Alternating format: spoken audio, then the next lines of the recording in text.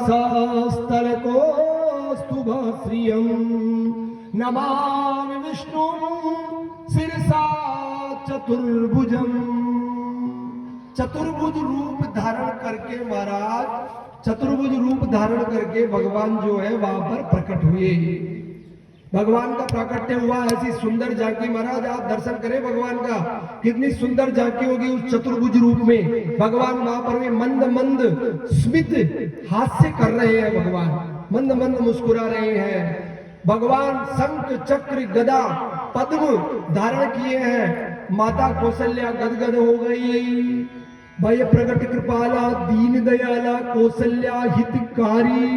महाराज यहाँ पर ये बताओ, दशरथ जी के भी पुत्र हुआ, लेकिन यहाँ पर ये क्यों नहीं कहा कि भय प्रगट कृपाला और दीन दयाला दशरथ के हितकारी, कौशल्या के हितकारी क्यों बताया उनको? कौशल्या का हित करने के लिए थोड़ी पैदा हुए थे भगवान, दशरथ का हित करने के लिए भी तो पैदा ही हुए थे महाराज। तो यहाँ पर कौशल्या इतनी गदगद हो गई, लेकिन महाराज किसी को ये पता नहीं था, दशरथ जी को भी ये पता नहीं था, सैनिकों को भी ये पता नहीं था कि राम जो है वो प्रकट हो चुके हैं। प्राकट्य का पता ही नहीं चला महाराज। सबको यही पता है कि राम जी ने जन्म लिया है, ये पता है महाराज।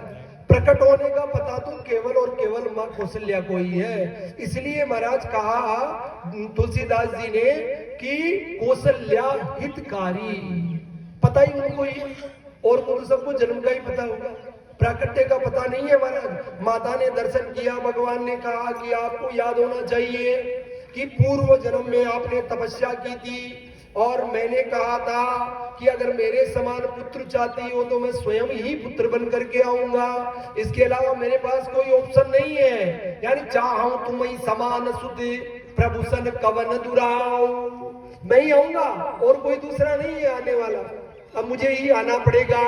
इसीलिए मैं इसी रूप में तो आपको समय दर्शन दिया था चतुर्भुज रूप में, और अभी मैं ऐसे कैसे ही आ गया हूं।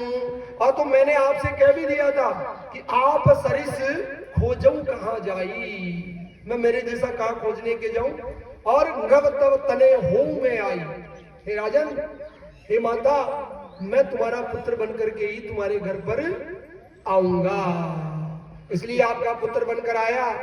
माता भीड़ लगी हुई है, माता से कहा कि माता जी बारह में भीड़ लाग रही है, दुनिया मन देखवा में खड़ी है, अब ते जल्दी से क्वाड़ खोल दो, जो क्वाड़ बन जा तो बारह तो भीड़ ही भीड़ से देखवा भी अब आरजी